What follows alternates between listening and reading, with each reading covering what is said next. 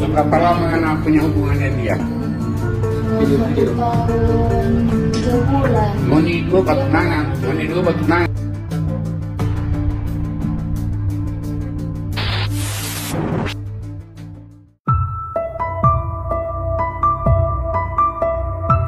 Seorang wanita tergeletak bersimbah cairan merah di dalam kamar indekosnya.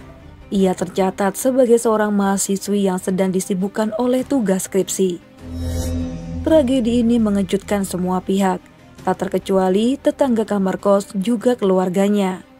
Lantas bagaimanakah peristiwa ini bermula dan siapa pelaku yang bertanggung jawab?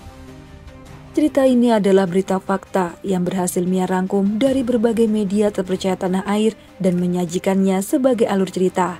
Semoga dapat dengan mudah untuk dimengerti.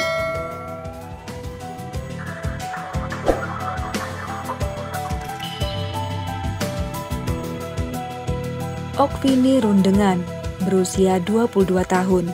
Perawakannya seperti laki-laki. Namun ia adalah seorang wanita yang memang berperilaku tomboy. Ia tercatat sebagai warga Desa Kali, Kecamatan Tombatu, Kabupaten Minahasa Tenggara. Ia merupakan mahasiswi di Universitas Negeri Manado jurusan Pendidikan Olahraga.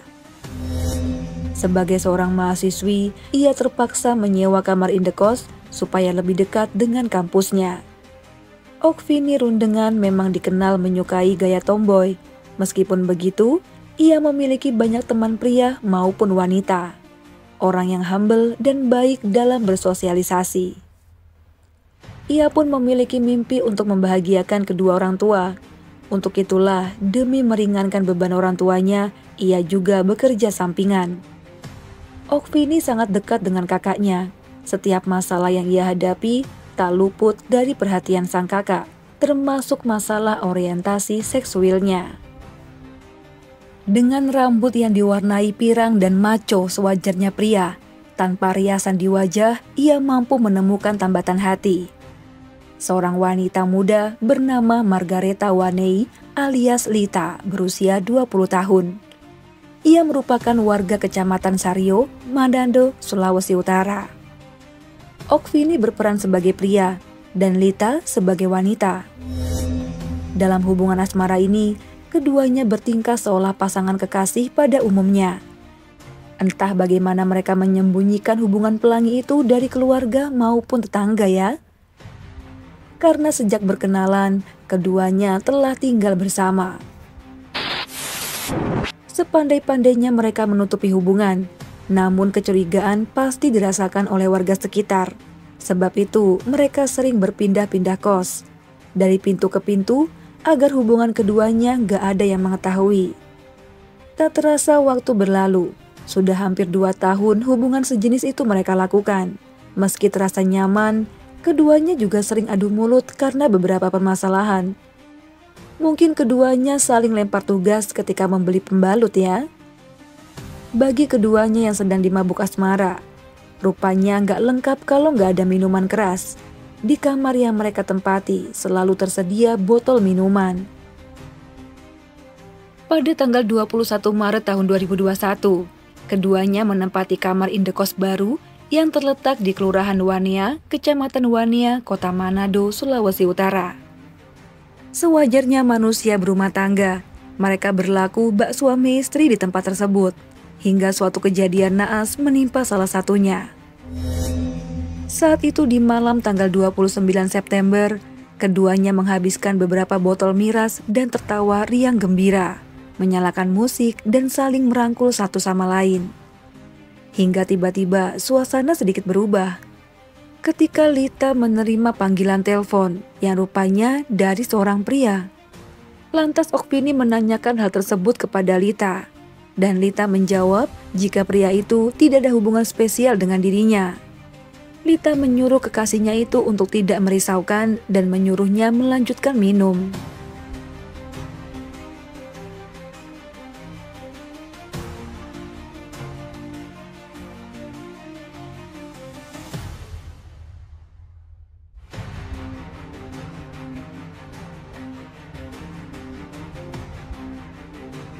Meski hatinya terasa dongkol, Okvini hanya menghela nafas dan pergi ke dapur hendak menggoreng pisang.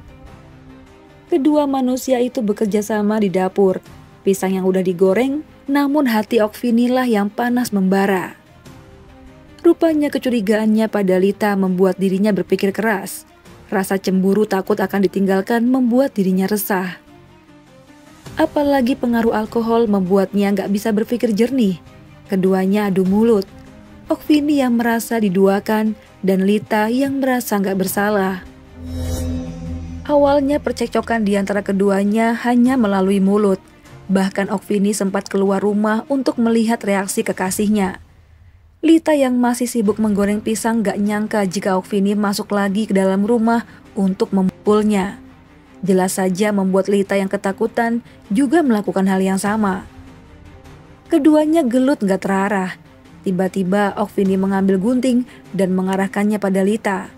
Lita yang panik mencoba merebut benda itu. Gunting yang sempat terjatuh lagi-lagi berhasil diraih.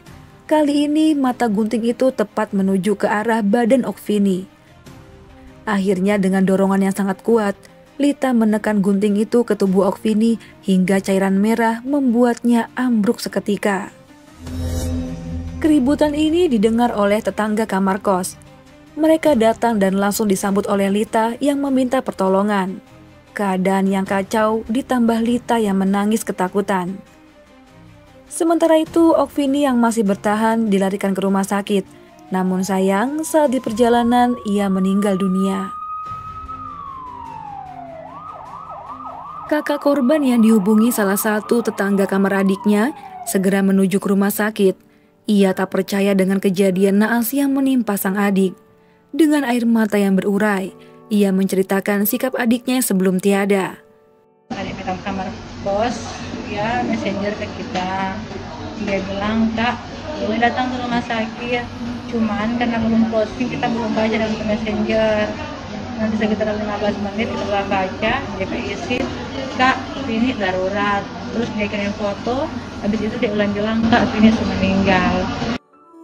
Okvini sangat rindu pada orang tuanya di kampung. Hal ini sempat ia jadikan postingan di story Facebooknya. Padahal Okvini bukan orang yang mellow seperti ini. Jika ia rindu, biasanya akan langsung telepon saja.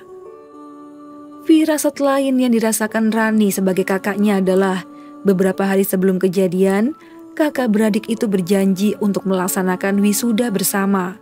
Mereka menabung demi orang tuanya bisa menghadiri acara kelulusan mereka.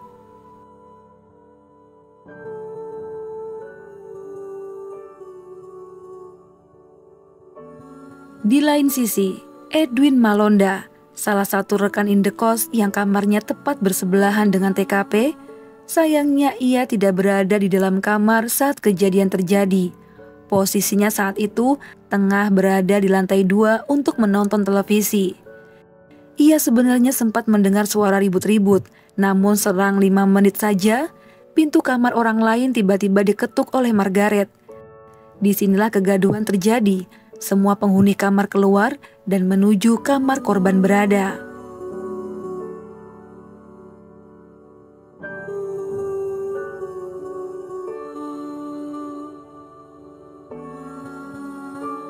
Mereka yang tahu jika Margaret pelakunya cuma bisa melongo, karena pelaku saat itu juga cuma duduk terdiam menangis ketakutan. Berkali-kali wanita muda itu berkata tidak sengaja melakukannya.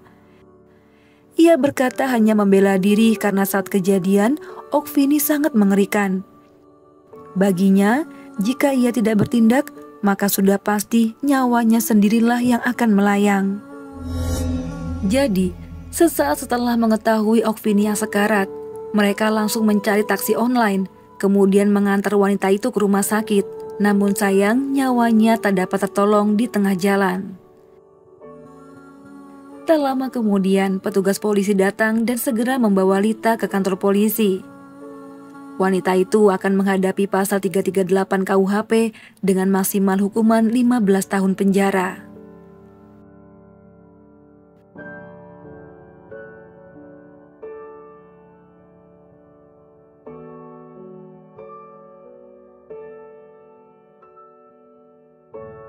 Mungkin teman-teman banyak yang penasaran ya, bagaimana situasi kamar indekos ketika ada kejadian tragis begini.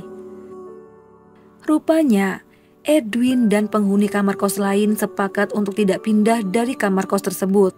Mereka bahkan inisiatif untuk mengadakan doa bersama sesuai kepercayaan masing-masing dan menyalakan lilin di kamar Okvini Rundengan.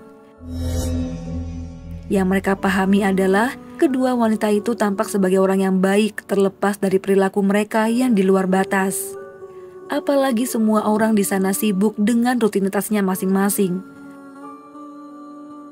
Adanya kejadian begini, tentu pengelola kamar kos diharapkan agar lebih memperketat peraturan, agar gak ada lagi kaum pelangi yang indehoi di kamar indekos.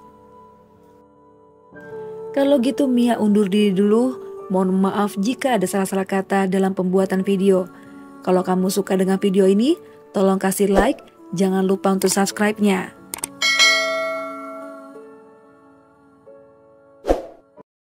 Sampai jumpa di video selanjutnya. Bye.